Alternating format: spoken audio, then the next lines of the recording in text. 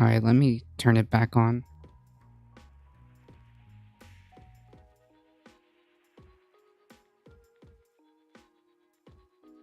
Okay, there we go.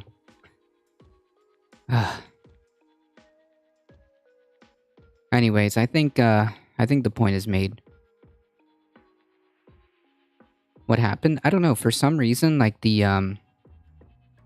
YouTubes decided to knock me down because of policy violations. I'm going to assume that that means DMCA because of a free YouTube video. Like, bro, for real? Okay.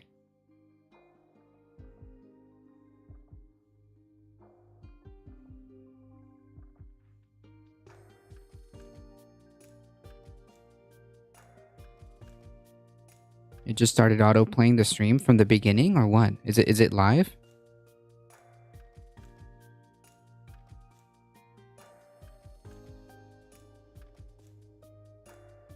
Yeah, I just restarted it, so it seems like it's okay. It looks live. Not live? What?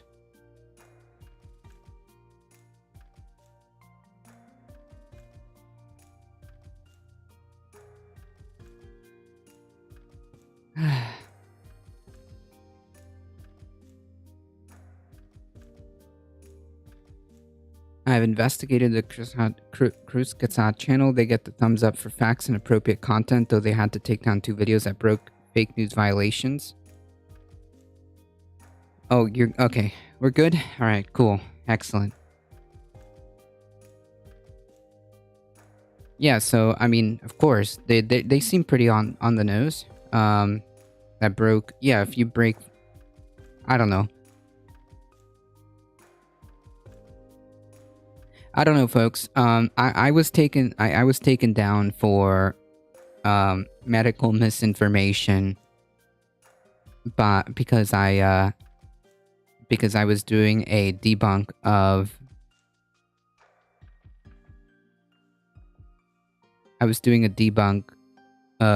Donald Trump. He was saying some wild stuff about COVID, and I decided to debunk it, and I got clapped. So I don't really trust if it says that they got, taken down for policy violations or whatever. I don't trust that always.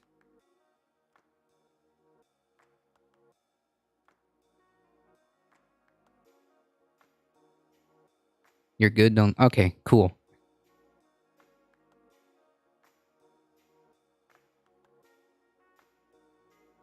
As long as it's back online.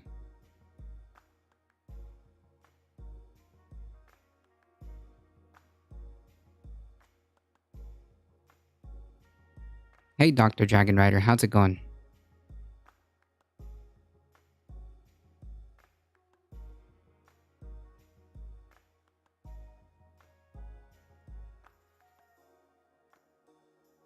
Alright, folks.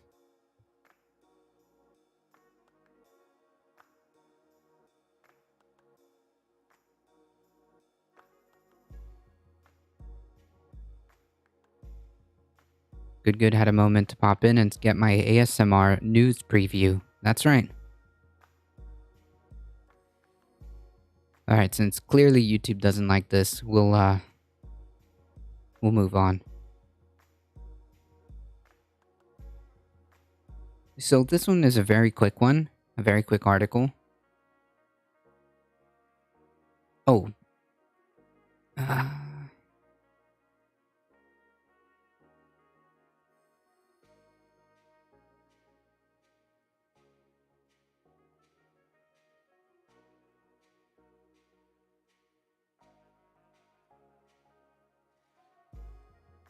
Joy of problem solving or scientific thinking give you the tools to crack problems in maths, science, and... Stop it.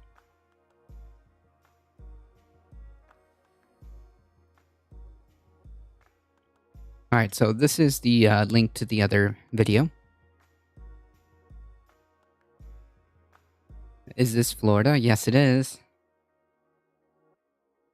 Yes, it is.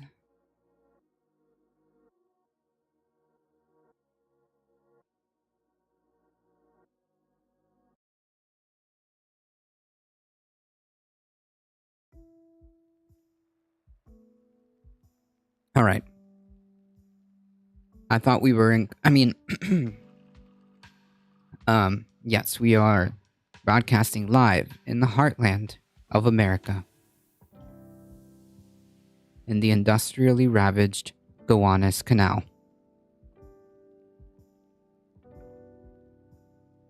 There we go. Did I do it right?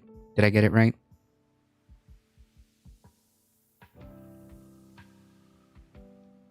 Steps and steps. There you go. I heard Twitch introduce new rules on fake news and propaganda, like misinformation. I don't know.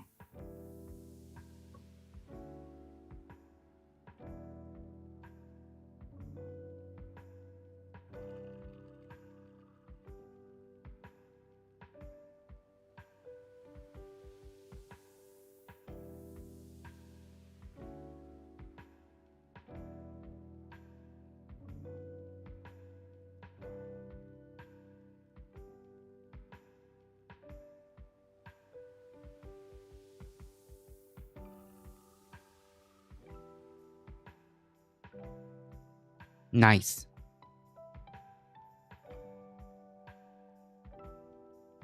There we go.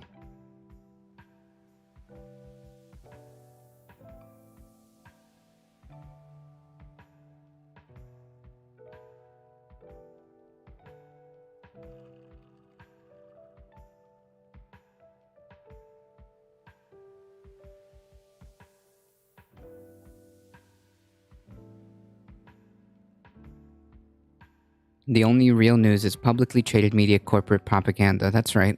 That's the real news.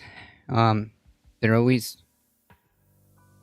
100% correct all the time.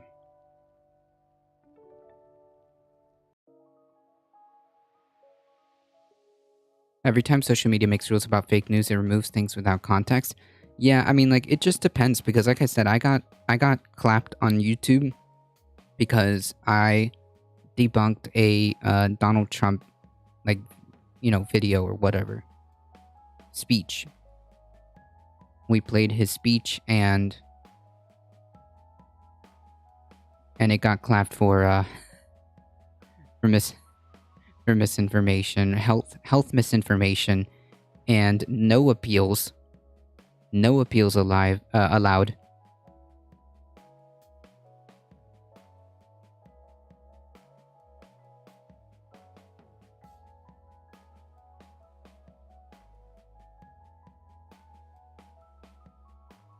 So that video got taken down. All right, Tandera. I looked up the story that you were talking about. The wind company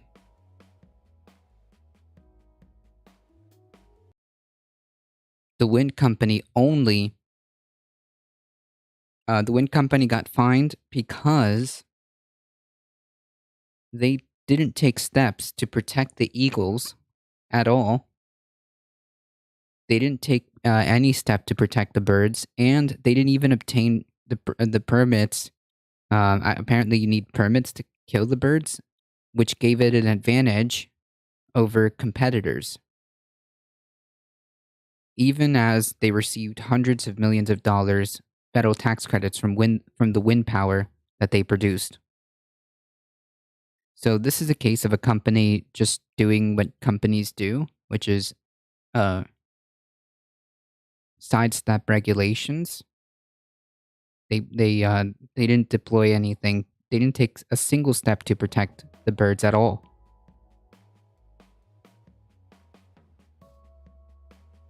Nor did they even obtain the permits to kill the birds,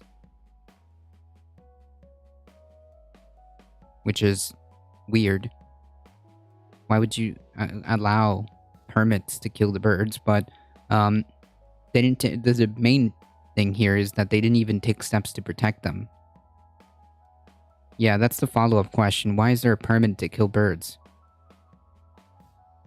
Birds aren't real. Why do you need permits? True. Yeah, why first of all, why do you need permits?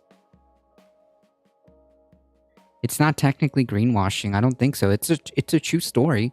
But it's no uh it's no mark on renewable wind energy. It's a mark on the company. Yes, because they're endangered. That's right. It's a mark on the company's practices because they failed to even take steps to protect them, to protect the eagles. So it's not a mark on the wind energy, it's a mark on the company itself because their competitors did take such steps. So, yeah.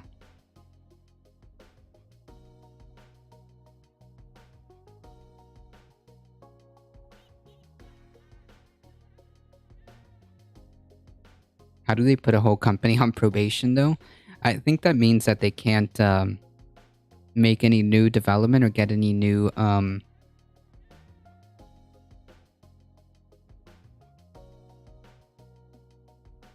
They won't get any new like contracts or anything like that.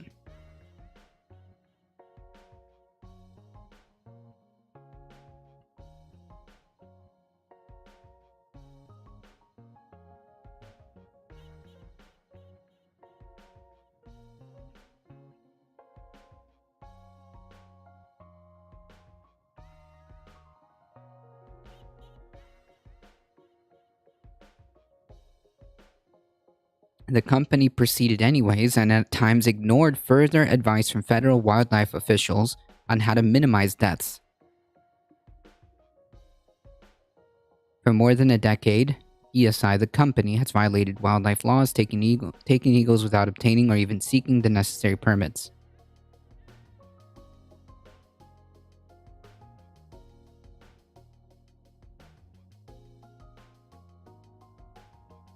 ESI agreed under a plea deal to spend up to $27 million during its 5-year probationary period on measures to prevent future eagle deaths that includes shutting down turbines at times where eagles are most likely to be present.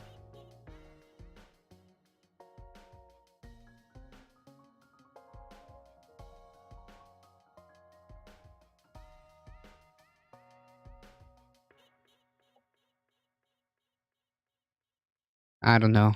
Thandera, the wind turbines do take down a few eagles by accident. Absolutely, but they can take steps to make it so that it is as less likely as possible. Wind turbines versus birds, a few thousand dead birds. Cats versus birds, a few hundred millions. Yep, that's right. Yeah, keep the kitties indoor. Yep. That should be not criminalized. She said the company's committed to reducing. Yeah, this is corporate speak.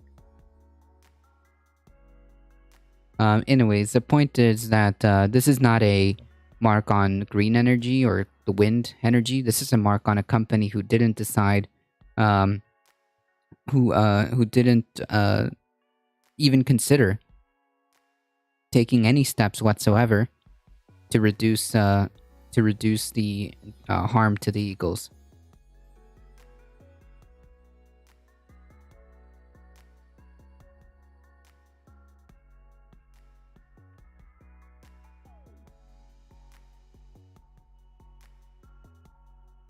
Abolish cats, true. It snowed again? Oof.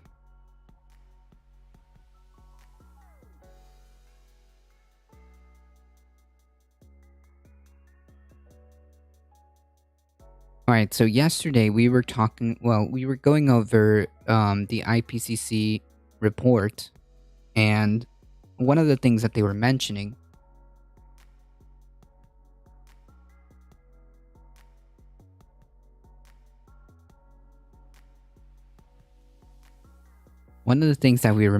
is the unsustainable development. This constant perpetuation of coastal development without any regards for the future is detrimental.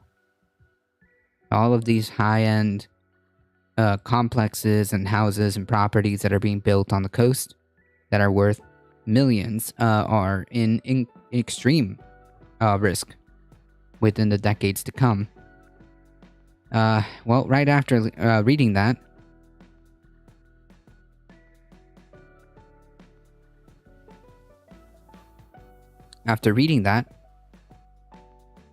Fort Lauderdale says yes to a 100-year deal after developer promises big payout on public land.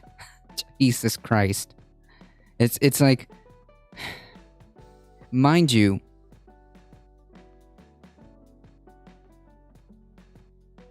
the information that we were reading yesterday, isn't new.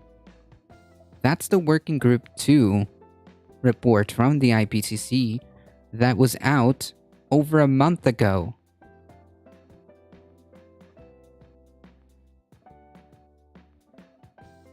Inklings of climate risk to coastal development has been known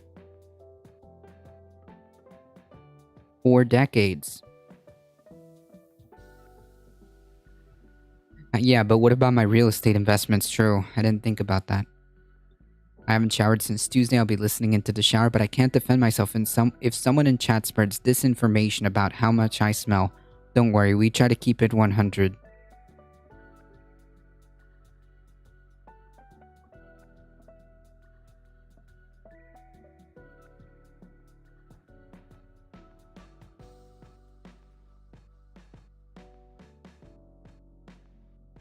Try to keep it 100. After that shower, probably much better. True.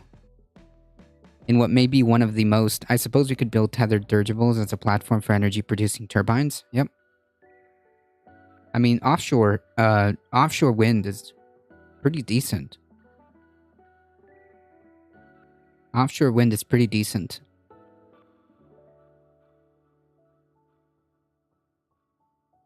In what may be one of the most controversial deals in the city's history, Fort Lauderdale has agreed to turn over taxpayer-owned Bahia Mar to a developer for what city officials say will be a long and lucrative 100 years.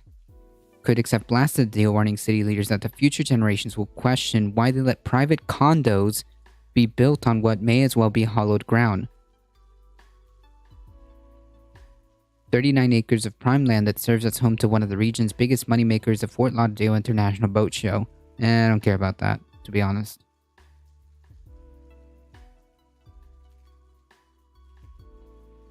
But on Tuesday, just before midnight... Hey, that's interesting.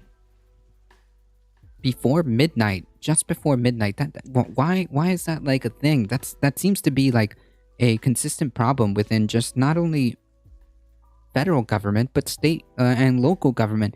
Before midnight, you just do like this fly-by-night vote to grant the developer's request for a new 100-year lease on the pricey Bahia Mar Peninsula. Like, explain to me how that's okay. Explain to me how local officials, state officials, federal officials can make midnight votes.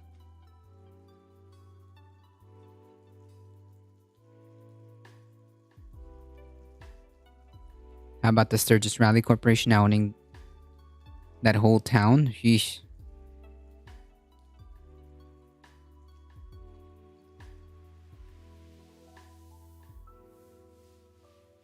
Yikes. The site, recently appraised at more than $256 million, has belonged to the taxpayers since 1947. Fort Lauderdale turned that land over to the private sector in 1962 in a deal some at the time warned would haunt the city.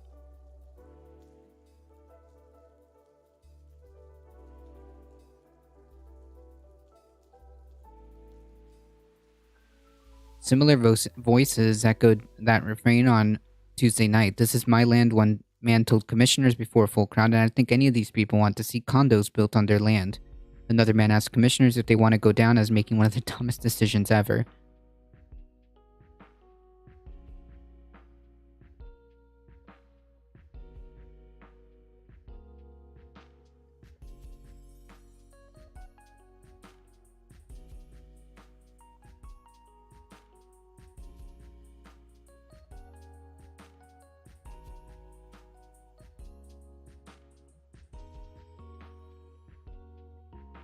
I think I saw it about it in an episode of Left Reckoning. Gotcha.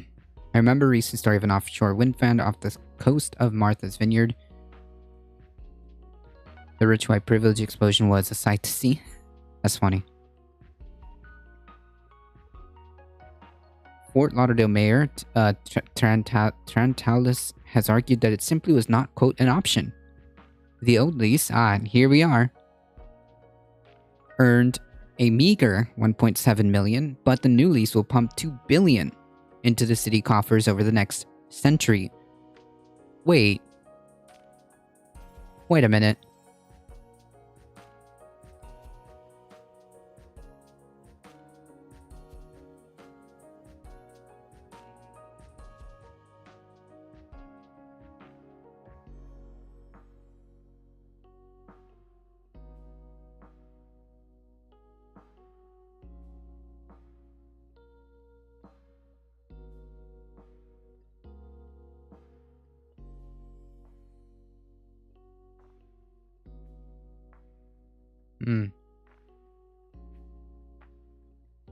According to projections made by Colliers International, so it's all about the money.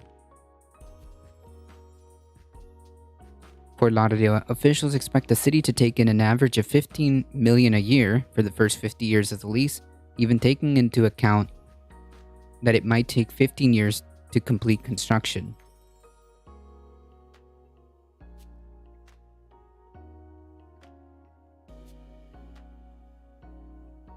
Well, that's going to make some developers very rich. Very rich in the short term. But,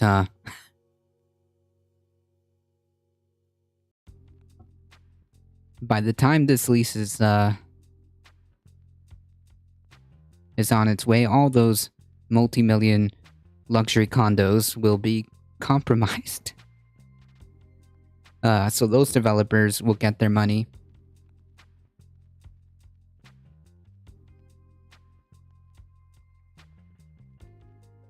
And will probably peace out way before this 100-year lease is over.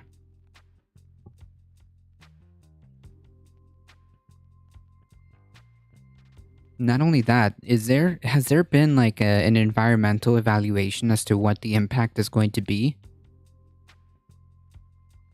Probably not. Anyways, the point of this is to bring up the fact that there is a plethora of data to indicate that we should not be doing this. This is the exact opposite, and it's not like these folks don't know, as the information has been out there for quite some time. This is purposeful. This is purposeful.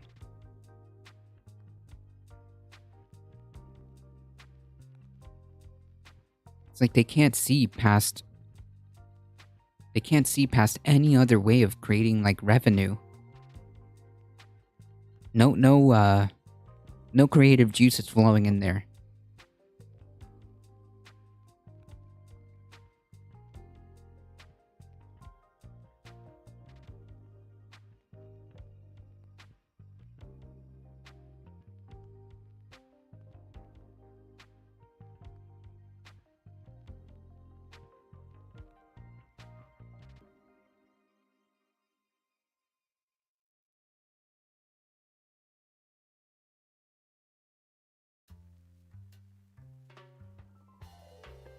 This is raking money in while it can be raked in. Oh yeah, 100%.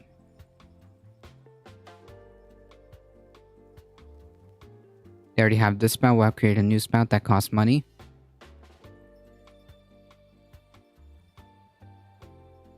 They feel at the end of the day it's going to make them a lot of money. I mean, they're going to be luxury condos. They're going to be luxury condos.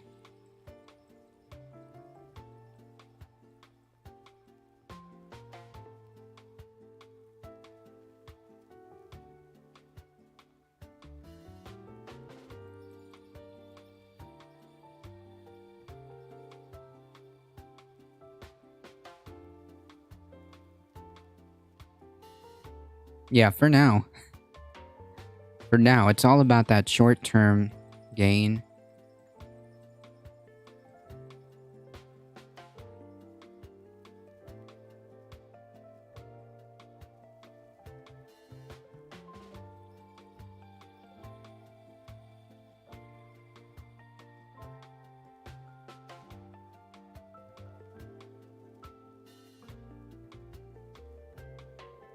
Fort Lauderdale to be the new Venice. Yeah.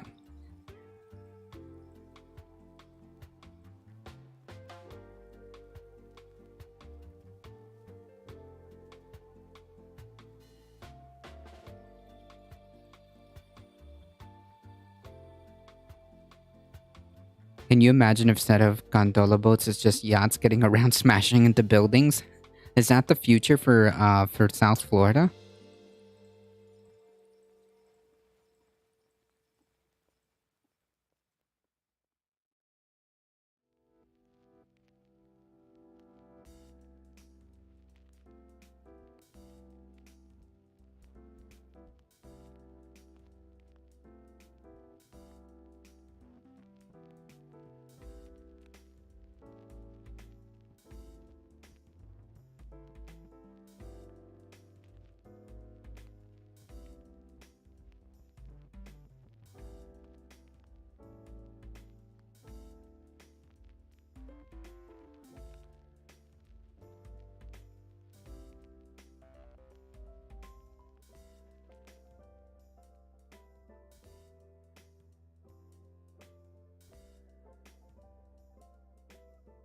What do you mean no culture? It'll be a monument to corruption. True. Neo Yok Neo Yokyo? What?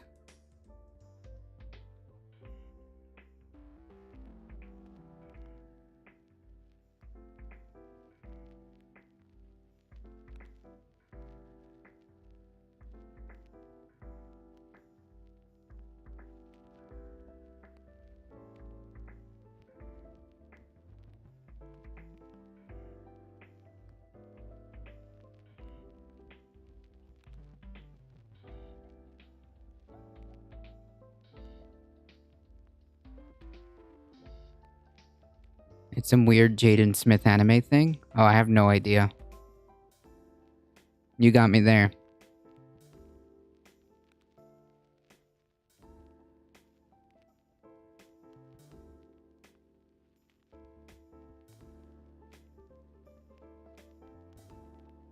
New York City underwater? Oof. Well, I mean, that's the future, isn't it? That's the not so distant future.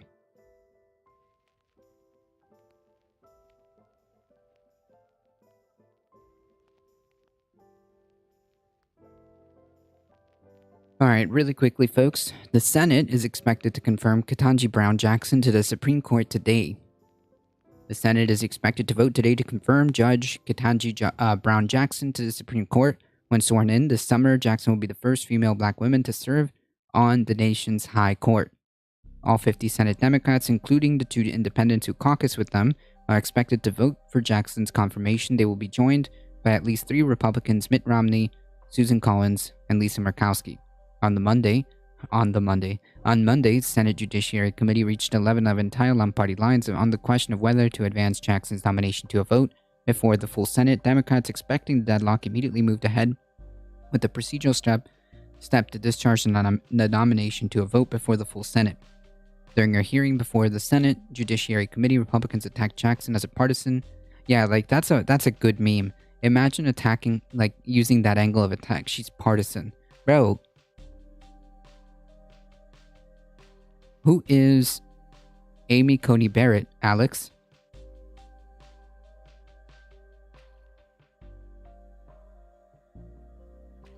Yeah, Expanse showed a giant seawall to keep the water out. Oh no. Renamed New Atlantis in 2065, true. I wonder what we're gonna be named. When we're gone.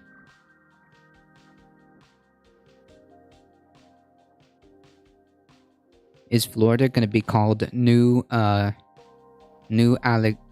Alligator? New alligator Oria? Allegory? No, allegory? No. New Swamplantis. New Swamp Atlantis.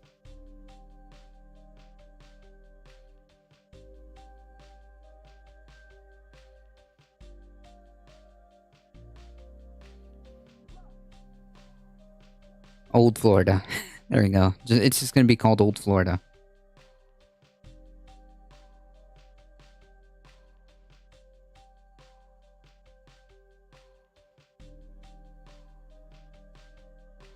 The Republicans stick together and on message? Usually, yes.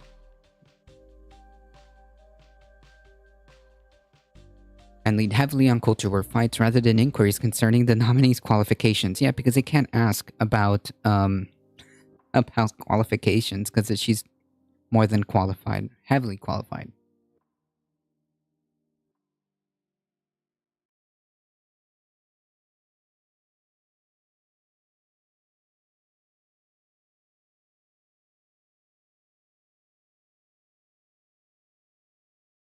Not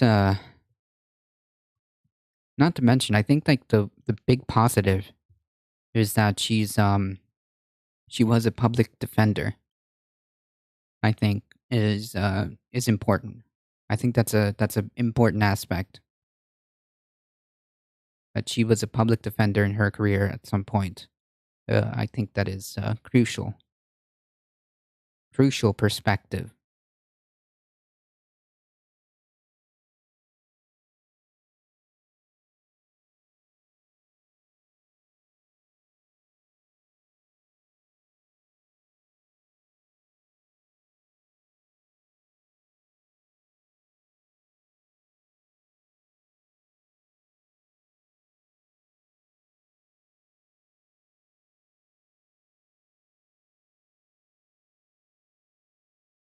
Okay.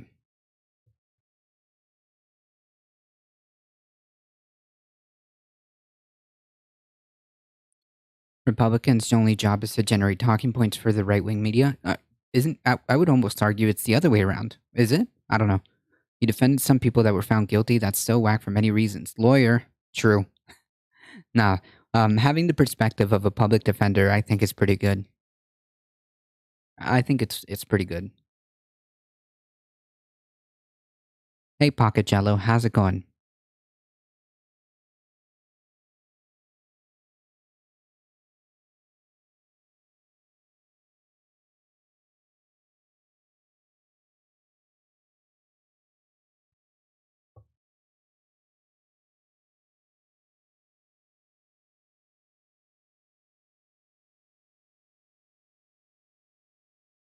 All right, so it sounds like she is poised to be the next Supreme Court justice.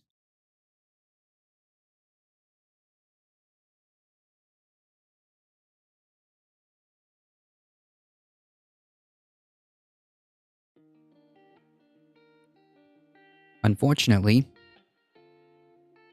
it does not change the current dichotomy of 6-3 slant. Is it dichotomy? I don't know, whatever. It doesn't change the 6-3 slant that we currently have, but, well, congratulations to her. I think that is a monumental step, and I think that she it definitely is more than qualified. No one who is poor deserves to be represented. True. If we expand the court, we could have a few others too. Yeah, but I don't think that's I don't think they're gonna do it. I don't think they're gonna do it. There's no incentive, right? And furthermore, uh, I don't know. It is more feasible, I think, to look into the improprieties of Justice Clarence Thomas, I think it's more feasible to look into those improprieties. Is that the right word? I don't know. Maybe I'm not using the right word.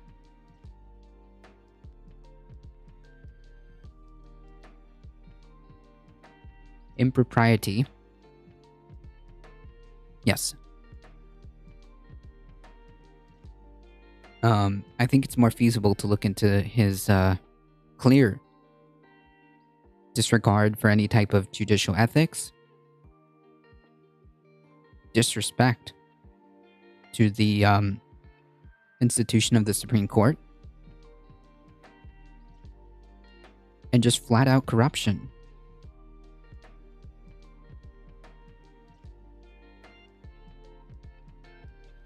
Definitely more qualified.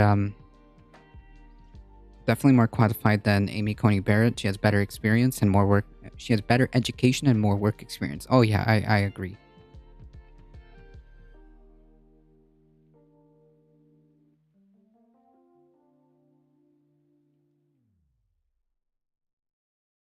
Are you Canadian?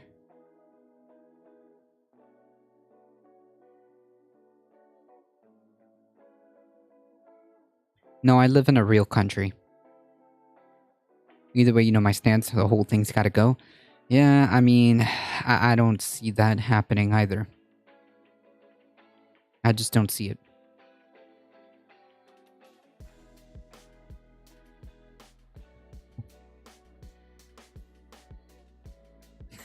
Oh no, I just alienated. I just alienated my my Canadian audience. Oh no. In a real country, but not in a real state. We don't talk about Florida. True. True. Look. Alright. I have no ill will to my Canadians, okay? I live in Florida. Enough said.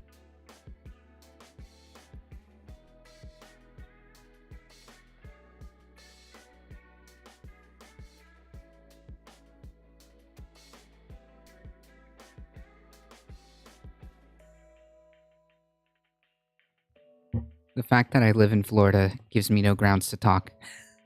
Right? Anyways, the point being is, it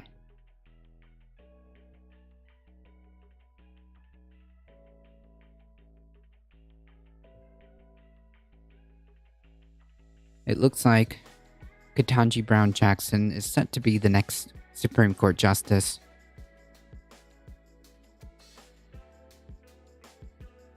So good on her.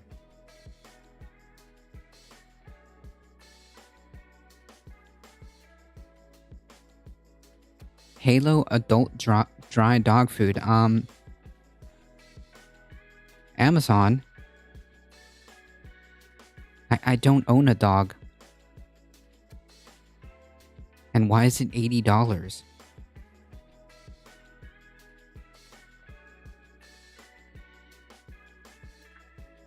It's okay, I'm also a Florida man. I'm hoping to change that soon. As a Texas refugee who calls Colorado home, I welcome all LGBTQIA and lefty folks fleeing Florida and Texas.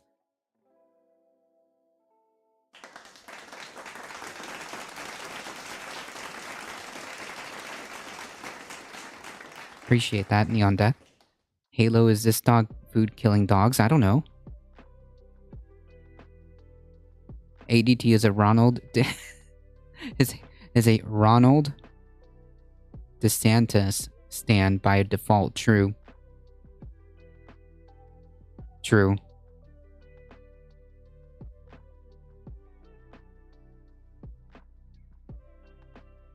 In fact, before I leave Florida, out of pure spite,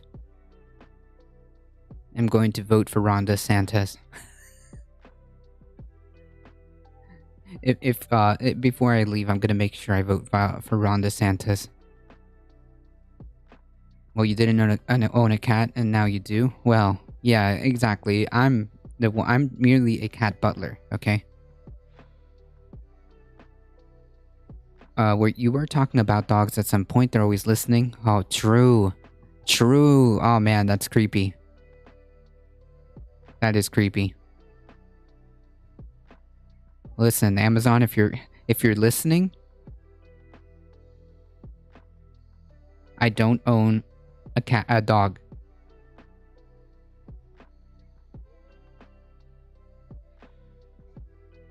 Can we start calling DeSantis Ronald McDonald from now on? That's amazing. Ronald McDonald. I mean, they're both clowns. They're both clowns.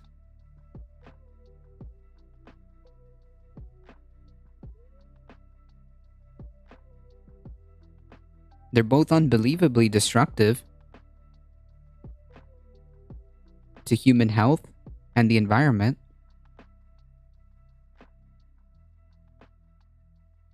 Yeah, I think there's a lot of parallels here.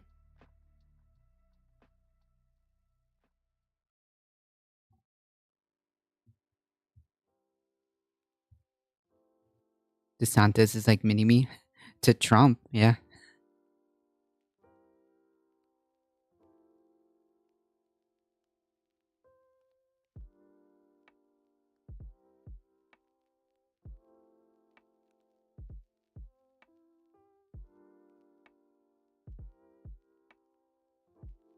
Anyways, Amazon, if you're listening, I do not have a dog. Okay? After he loses the primary. Oh man. I wonder if he's actually going to run. I suspect that DeSantis might run depending on how the governor's race goes. And depending on whether or not Donald Trump actually ends up running. I mean, it is quite feasible that he'll run. And then of course, if Donald Trump isn't running, DeSantis will win the nomination. I am 80% convinced that he will.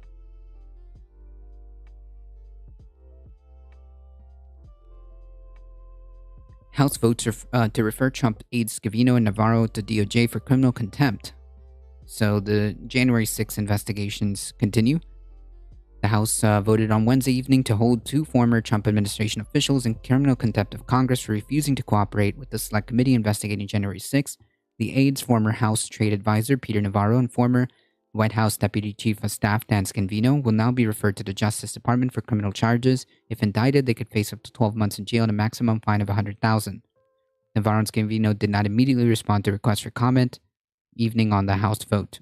On the Wednesday evening House vote. On Wednesday's vote, 220 to 2203 was largely along party lines. While debating the resolution, a number of Republican members of Congress criticized the January 6th investigation, including House Minority Leader Kevin McCarthy. The January 6th is a political show trial that tramples on civil rights and congressional norms. Okay. Ronald McSantis, there you go.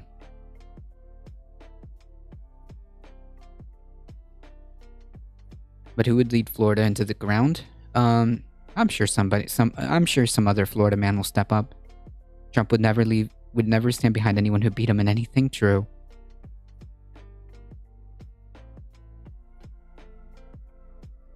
True.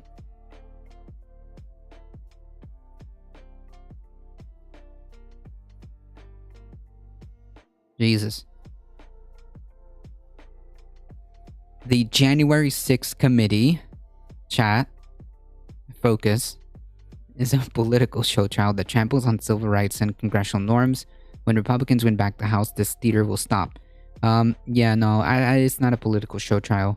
You had every single opportunity. You had every single opportunity to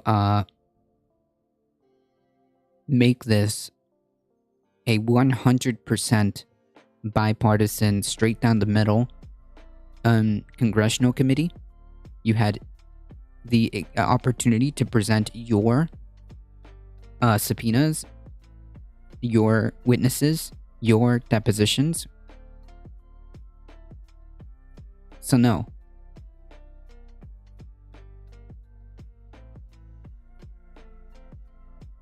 Ronald McSantis. I like it. I like it.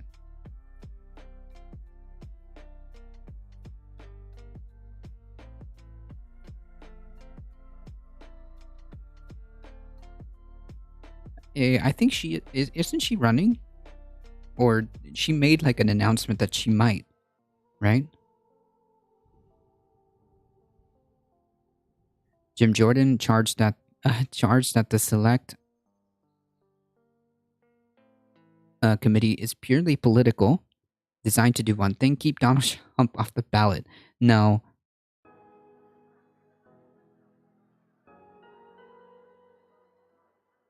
no, it's to piece together a. It's to piece together the entire like roadmap of what happened on January 6th, and that's kind of weird. That his mind goes, oh, this is only designed to keep Donald Trump off the ballot. Why? Did he commit a crime or something?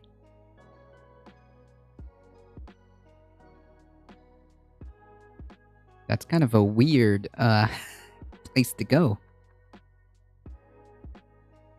And it can't be purely political if you had every opportunity to make this a 50-50 committee, as Maple Leaf Dragon pointed out again.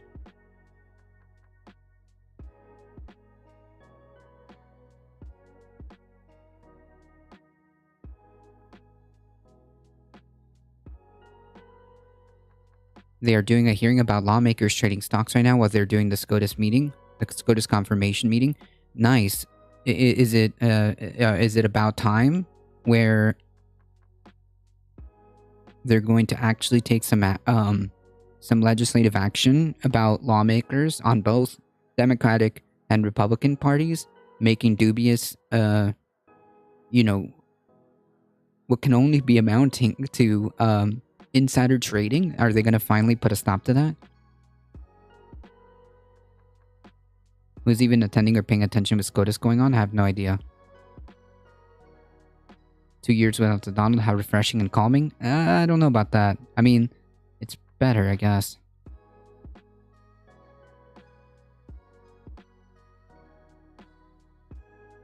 Yeah, wait a minute. Isn't the entirety of Congress, of any select committees, of any procedure actually in Congress, isn't that purely political by definition?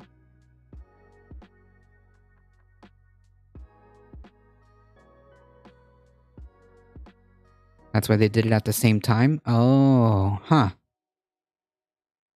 Was even attending? Yeah, that's a good point. Trump committing a crime, he'd have to be poor to commit crimes. Well, there are... I mean, rich people commit crimes all the time. The question is whether or not they get any consequences. That's the real big one, yeah? Jamie Raskin, who sits on the panel, praised its only 2 Republican members, Liz Cheney and Adam Kinzinger, for their work on the investigation despite backlash from Trump and his allies within the Republican Party. Well, they are the Republican Party. If you don't go along with what Trump says, if you don't act like a robot of some member of a religious cult, they destroy you. The January 6th committee voted unanimously to hold Scavino last week and Navarro in contempt after both men refused to comply with subpoenas seeking testimony and documents detailing their roles in Trump's effort to overturn the 2020 presidential election. Yep. Well, hope it was worth it. We all see what happens, how well Trump treats people. No, I think they're one and the same. To me, they're one and the same.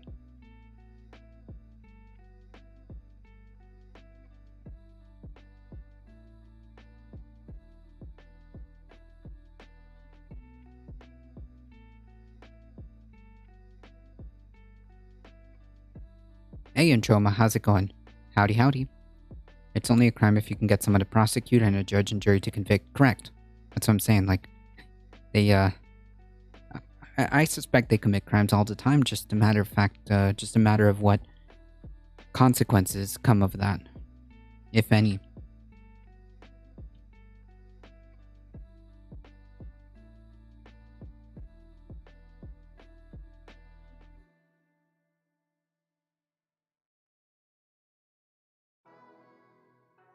I think we went over inklings of this. We're gonna go over this really quickly because we've got also the IPCC Working Group 3. No, sorry, Working Group 2. We're still on that one.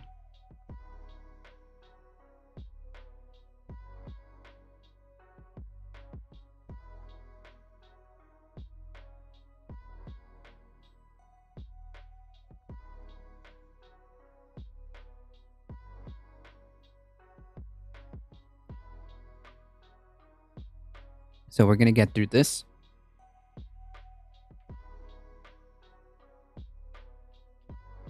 Very, very quickly.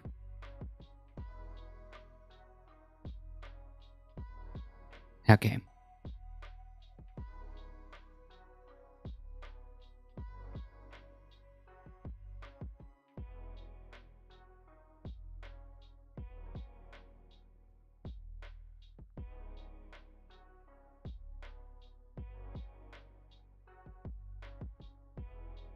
Maybe if Trump is giving speeches all the time, he can't run. Oh no, I think he might. There's a higher probability that he will than not, if that makes sense. So that can be in anywhere from my estimations can be anywhere from 51% that he does all the way up until 99% that he will. It's more likely than not. I think that the odds are in favor of him attempting to run again.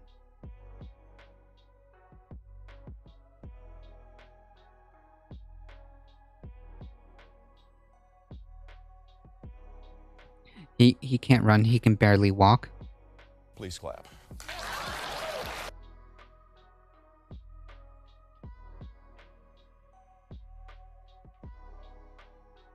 Alio with the 7 biddies. Thank you so much. I appreciate that. I ran.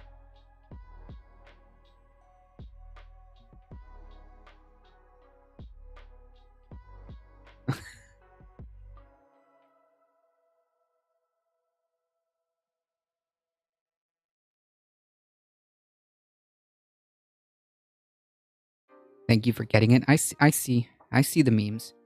He's certainly high on a pirate ship. He's gonna run. I think he might. Trump does have long COVID. I have no idea if that's true or not.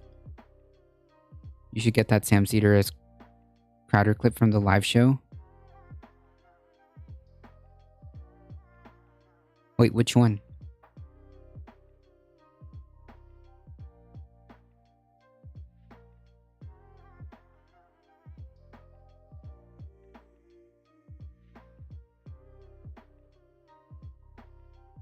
Alright, folks, we gotta get through this.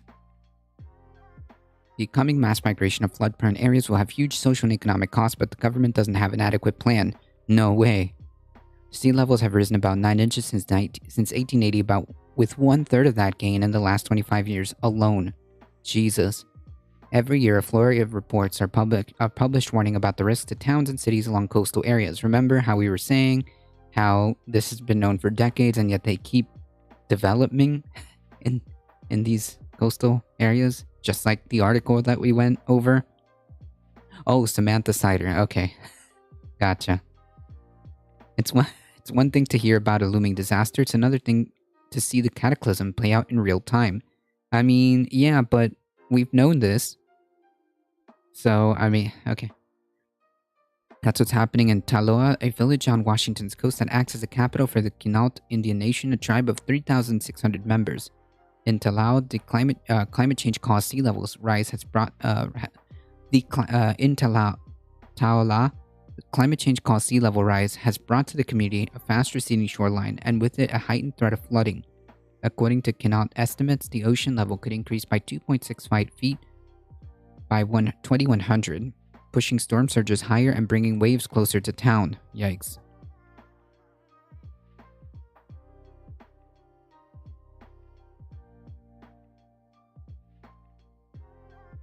That was a fun show. The Bauhaus is a great venue.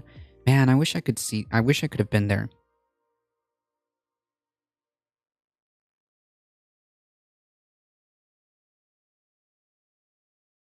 I think the Armed Service Committee just voted on the 2023 defense budget too. Nice. How many billions?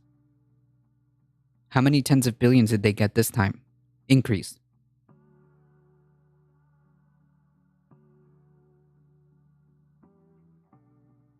An overcast February morning, Larry Ralston, a 62-year-old treasurer of the Quinault Nation, drove his silver Ford SUV down a network of Taola's unmarked gravel roads, telling me about what this place used to look like before climate change permanently reconfigured the landscape.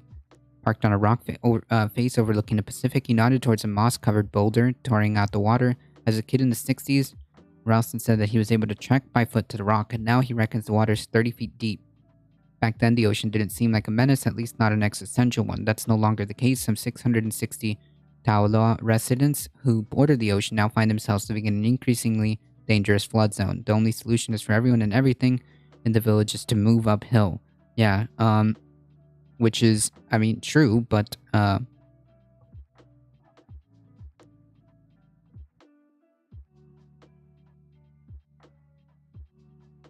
that costs a lot of money.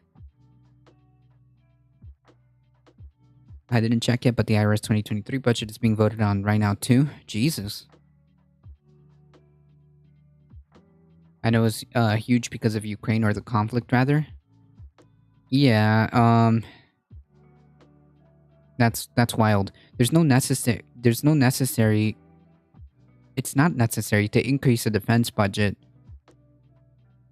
when there's no reason to. Like, there's legitimately no reason. The conflict in Ukraine it does not sufficiently justify, but I guess, hey, never miss an opportunity. Right, they have so many resources that can be used right now without having to necessarily increase a single penny. We can see firsthand what's happening. There's just no denying it. Taola signals what's to come for coastal communities across the country. Already about 15 million American homes are at risk of flooding, and the threat is only going to get worse. That's tens of millions, folks.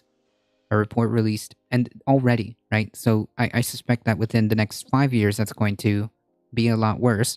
And then the next 10 years, that's going to be a lot worse.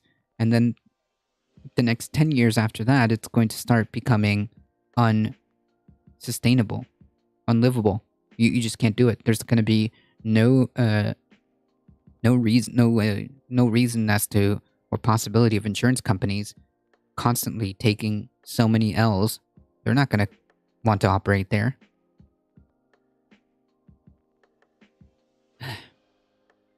Not to mention the billions and billions and billions of damage. Not to mention the cost and financial problems that's going to come with people having to be, displaced, or people being displaced. Millions of them. A report released in February by NOAA, it's projected that sea level along U.S. coastline could rise about 10 to 12 inches on average in the next 30 years. 30 years, folks. That's not, it's not exactly a very, very long time. 30 years is well within my lifetime. The water wars. Let's go. True. In the next 30 years, an uptick that would make damaging flooding occur 10 times more often than it does today. And today, 15 million are at risk of flooding. So 10 times.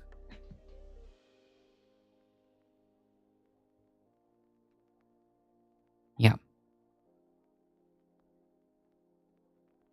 1990 was farther than 30 years ago? Yeah.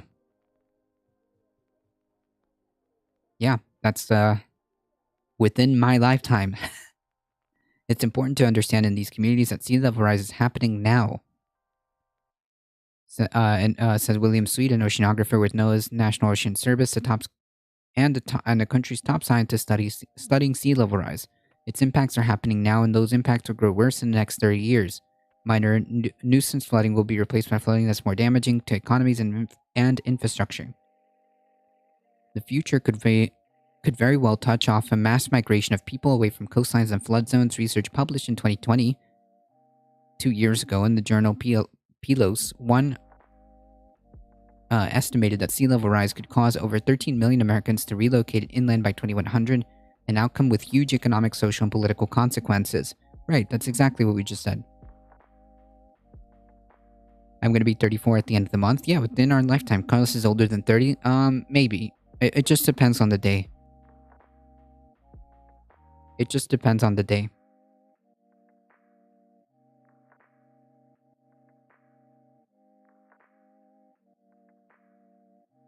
Yeah, even with the deluge of warnings, there's no centralized lifeline available to coastal communities. There's a number of federal programs designed to give assistance to such areas through government bodies like FEMA and the Department of Housing and Urban Development (HUD), but those pots of money are far from adequate to tackle a problem of this scale. Yeah, when it really does kick off, it's going to be very quickly apparent that none of this was sufficient. If of course, if nothing changes. We absolutely have no understanding of what's happening with climate change. We're just winging it. Well, no, we absolutely understand and know what's happening. This is refusal. This is intentional refusal to act. We absolutely have a concept of what's happening. And well, let me rephrase that. The government officials that are in charge absolutely know what's happening. The government officials who are in charge absolutely know what's happening.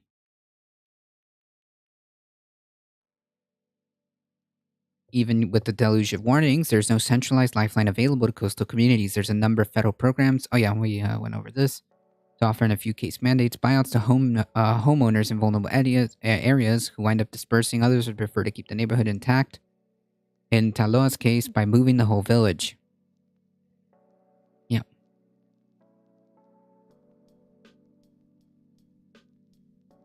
In 2017, the Canal Tribal Council adopted the Taula Village Relocation Master Plan, which removed the lower enclave of the village about half a mile uphill by 2030, where a new 200-acre development would offer flood-free land for over 300 housing units, a police station, a courthouse, a K-12 school, museum, and among other buildings. The initiative makes Quinault among the first in the U.S., alongside communities in Louisiana and Alaska, and among others, to voluntarily offer a strategy of managed retreat away from impending climate threats. This was also talked about in the IPCC report that we are going over. So the point of this...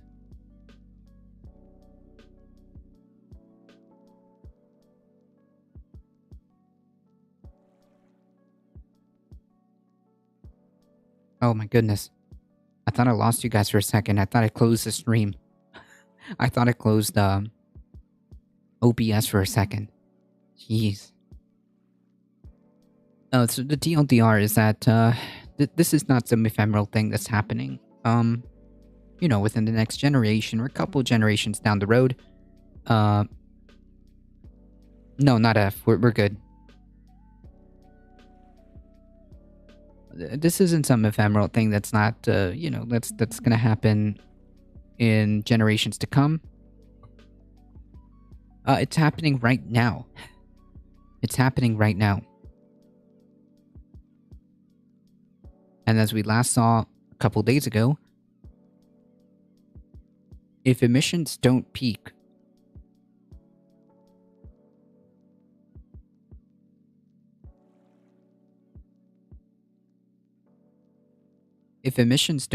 within 3 years, then we will have no chance of making any goals of 1.5.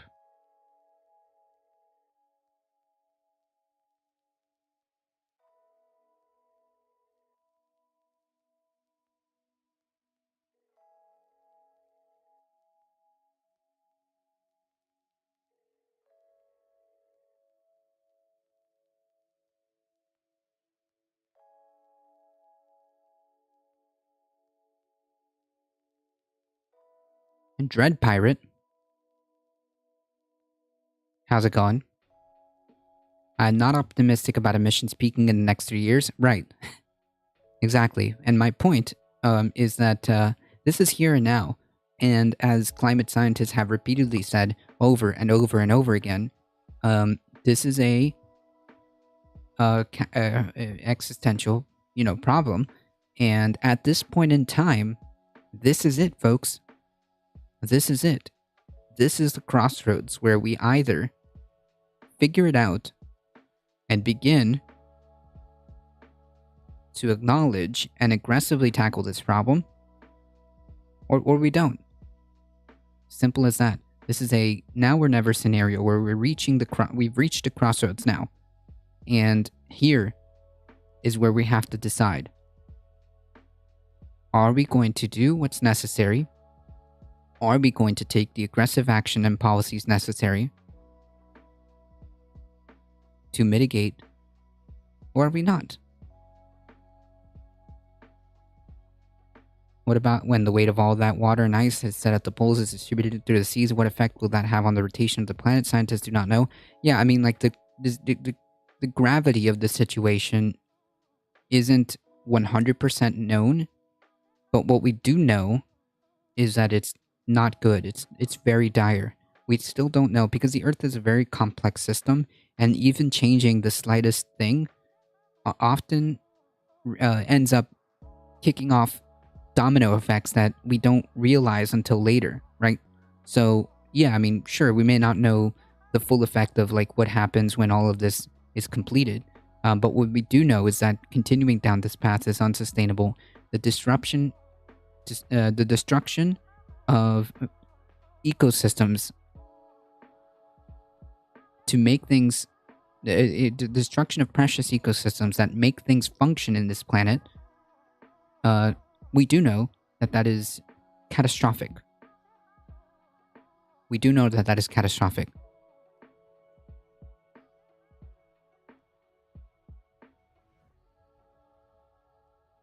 I mean, just even in the most egotistical perspective, even in the most egotistical, even though, even using it, even viewing it through the most egotistical perspective, all those ecosystems keep us alive.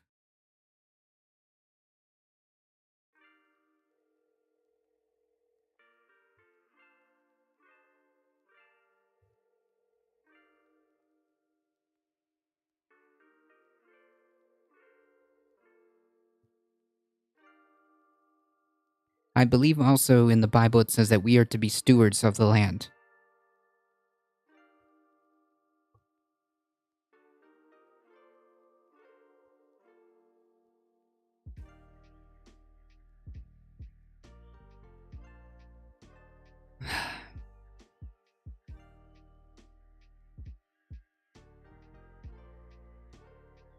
So the TLDR is that even if we look at it in the self-preservation kind of way,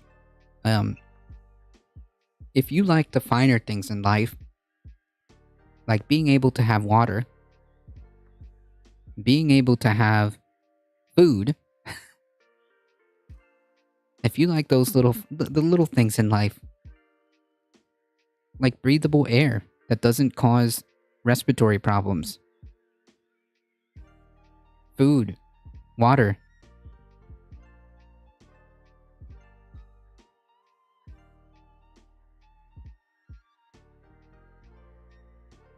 the ability to have a house that isn't threatened by a multitude of different things, whether it be wildfires, flooding, hurricanes, you name it. I hate air. Yeah, well, it's like how they forget that husbands are supposed to lay down their lives for their wives, but they do remember conveniently the wives obey your husband's part.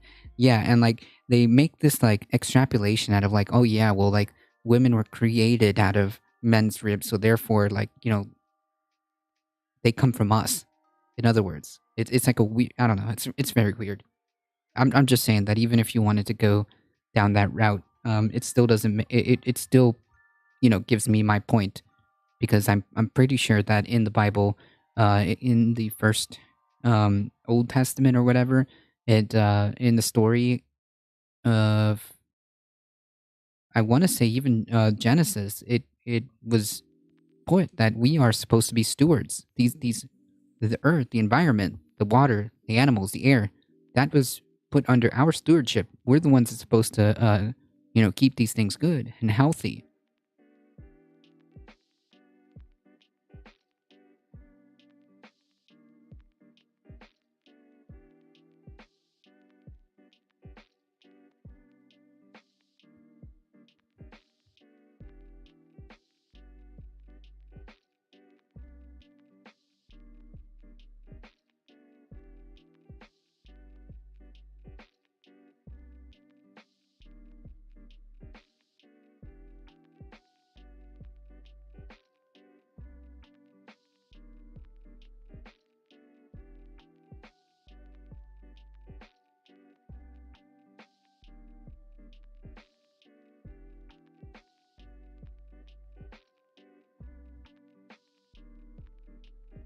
What?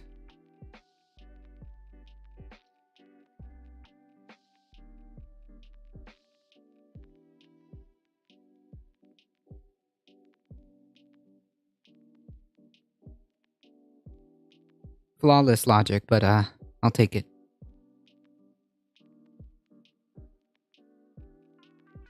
All right, really quickly, folks.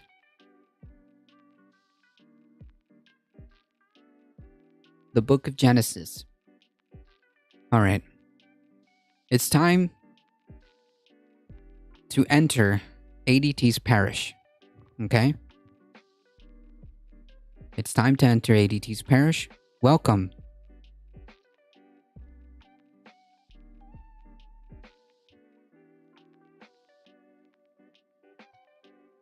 My children.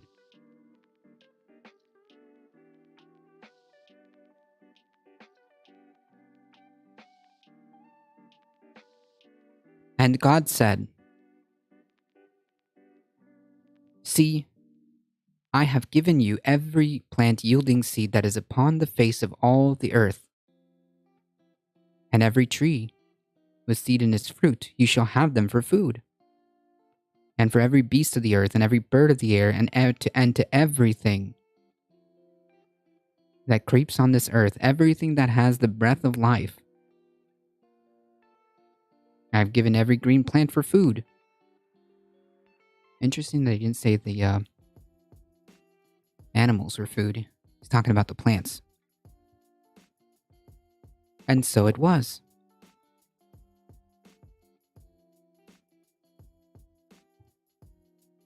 Be fruitful and multiply, fill the earth and subdue it, and have dominion over the fish of the sea, over the birds of the air, and over every living thing that moves.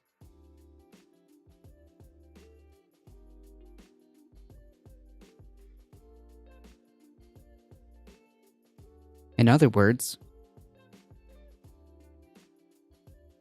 be stewards of this planet, as it's the one you have and the one I have given you.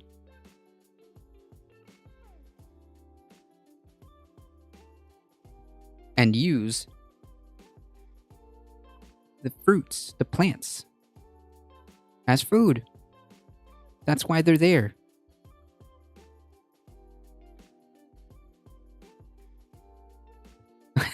I don't know, that was a bad bit.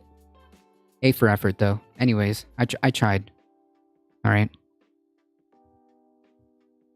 Go forth and manifest destiny. No, not that, okay? No, that's not part of this parish. Okay? That's not part of this parish.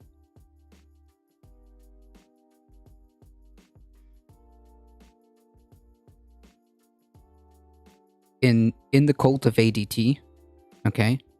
In the cult of a difficult truth, the only interpretation of that is that it is our job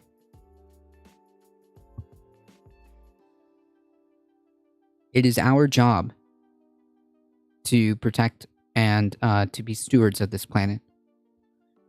What if I don't consider people who look like me as animals? Can I still have dominion? No. I don't know. A for effort, though. I tried. I mean, I don't know how Christians like twist themselves into pretzels to make things out of thin air using different words in the Bible, but whatever. That's my sad attempt.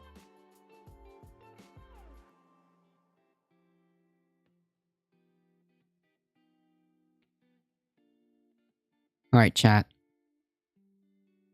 We've got to get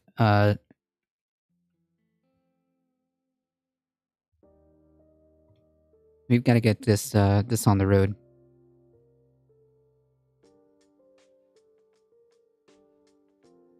Never try and bring logic into a religious conversation. That's the first mistake. Yeah, I didn't think about that. I was just thinking about it in a logical sense. It was a bad meme, okay? It was a bad meme, but A for effort, I guess. Alright, folks, before we get into it, really quickly, show time.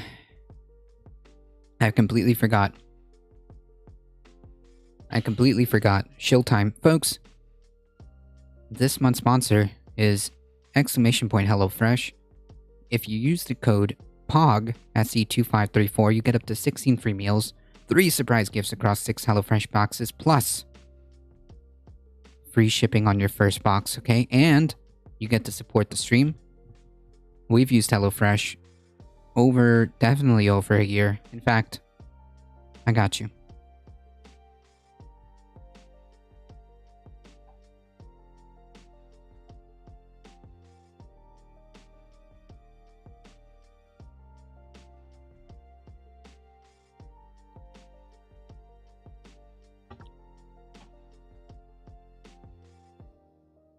About to make a huge mess.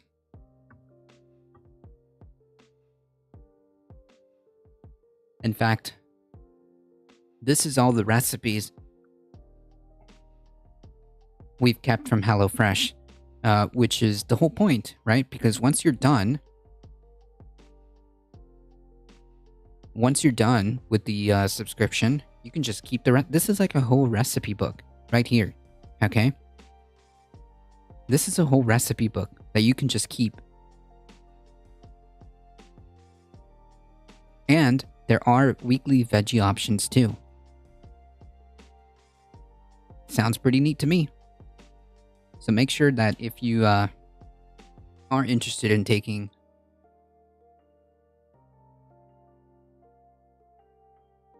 advantage and want a quick way and easy way to support the stream, !HelloFresh. You can also check the YouTube in the link in the description below. Yeah, it's literally a huge binder of recipes you can just keep and make it your own. You don't even have to get as much as we did, but hey, it's a neat thing. All right, folks, we gotta run. Maybe we can get through some of this. All right, folks, prospects for addressing climate change compounded coastal hazard risk depend on the extent to which societal choices and associated governance processes and practices address the drivers and root cause of exposure and social vulnerability, i.e. Fort Lauderdale giving a 100-year lease to... Yeah, okay. Many drivers and root causes of coastal risk are historically institutionally embedded. When national and local authorities work with their communities, sustained risk reduction in the exposure and vulnerability of those most at risk is more likely. Drawing on multiple knowledge systems helps co-designing and co-producing more acceptable, effective, and enduring responses. Reconciling divergent worldviews, values, and interests can unlock productive potential. Oh wait, we already went through all of this. Yes. Experiencing coastal cities and settlements highlights critical enablers for addressing coastal hazard risk compounded by sea level rise. These enablers include building and strengthening governance capacity and capability to tackle complex problems, taking long perspective and making short-term decisions. Cough, developers.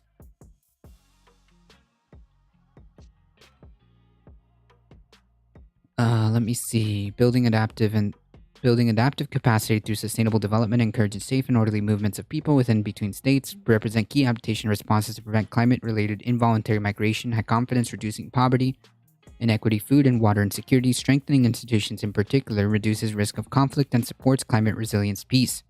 True. National planning on health and climate change is advancing, but the comprehensiveness of strategies and plans need to be strengthened to reduce future risk, and implementation action on key health and climate change priorities remain challenging. High confidence. The COVID-19 pandemic demonstrated the value of coordinated planning across sectors, safety nets, and other capacities in societies to cope with a range of shocks and stresses to alleviate system-wide risks to health. Yeah, but we didn't do a good job of that, did we? A significant adaptation gap exists for human health and well-being and for responses to disaster risk. Very high confidence. Most nationally determined contributions to the Paris Agreement from low to middle-income countries identify health as a priority concern. Very high confidence. Effective governance. Okay. Effective governance institutions, arrangements, funding, true, and mandates are key for adaptation and to climate-related health risks. High confidence. Continued investment in general health systems and in systems enhancing health protection is an effectiveness adaptation strategy in short to medium term. High confidence. Although some mortality and morbidity from climate change is already unavoidable, sheesh, that's dark. Targeted adaptation and mitigation actions can reduce risks and vulnerabilities. High confidence. The burden of disease could be reduced and resilience increased through health systems generating awareness of climate change impacts on health. Medium confidence. Strengthening access to water and sanitation. High confidence. Integrating vector control management approaches. Very high confidence. Expansion of existing early warning monitoring systems. High confidence. Increasing vaccine development and coverage. Medium confidence. Improving heat resistance of the built environment. Medium confidence. And building financial safety nets. Medium confidence. Many adaptation measures that benefit health and well-being are found in other sectors, example food, livelihood, social protection, water, and sanitation and infrastructure. High confidence. Such cross-sectoral solutions include improved air quality through renewable energy sources. Very high confidence. Active transport, walking and cycling. High confidence in sustainable food systems that lead to healthier diets. High confidence. Heat action plans have strong potential to prevent mortality from extreme heat events and elevated temperature. High confidence. Nature-based solutions reduce a variety of risks to both physical and mental health and well-being. High confidence. For example, integrated agroecological food systems offer opportunities to improve dietary diversity while building climate-related local resilience to food insecurity. High confidence. Especially when combined with gender equity and social justice, social policy-based adaptation, include education and adaptation of health systems, offers considerable future scope. The greatest gaps between policy and action are in failures to manage adaptation of social infrastructure, example, community facilities, services, and networks, and failure to address complex interconnected risks, for example, in the food, energy, water, health nexus, or the interrelationship of air quality and climate risk. Medium confidence. Despite acknowledgement of importance of health adaptation as a key component, action has been slow since AR5. High confidence. Building climate resilience health systems will require multi-sector, multi-system, and collaborative efforts at all governance scales. Very high confidence. Globally, health systems are poorly resourced in general, and their capacity to respond to climate change is weak, with mental health support being particularly inadequate. True. Very high confidence. The health sector in some countries have focused on implementing incremental changes to policies and measures to respond to impacts. Very high confidence. As the likelihood of dangerous risk to human health continues to increase, there's a greater need for transformational change to health and other systems. Very high confidence. This highlights an urgent and immediate need to address the wider interactions between environmental change, socioeconomic development, and human health and well-being. High confidence. Financial constraints are the most referenced barrier to health adaptation, and therefore scaling up financial investments remain a key international priority. Very high confidence. Financial support for health adaptation is currently less than 0.5% of overall dispersed multilateral climate finance projects. Geez, high confidence. This level of investment is insufficient to protect human health and health systems from most climate-sensitive health risks. Very high confidence. Adaptation financing often does not reach places where climate sensitivity of the health sector is greatest. High confidence. Yikes. Is my new nickname. There you go. Alright, folks, we're on page 70. We're almost done. Alright? Folks, unfortunately, that is all the time I have today. Thank you so much for hanging out. I appreciate the support. I appreciate the follows. Thank you. Maybe VHC. Yeah. Thank you so much, Heat. I appreciate that. Thank you for all of you guys hanging out here and bearing with me. As always, don't forget to hit the follow button. Don't forget to join the YouTubes, hit the subscribe button. Join the Discord if you want to keep up with the channel. As always, please stay safe.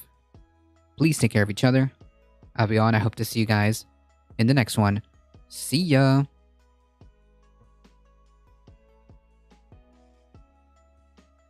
I appreciate that.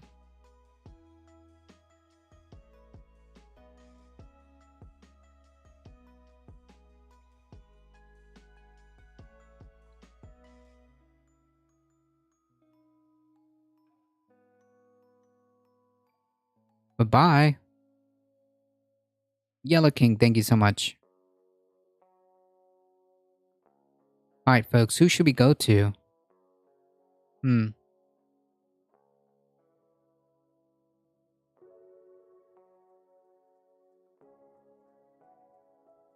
Grayscope cheering with 200 at the last. Coming in hot with 200 biddies. Alright, let's just go to Lucid. Alright, folks, we're heading out in 5, 4, 3, 2, 1. See ya. Bye.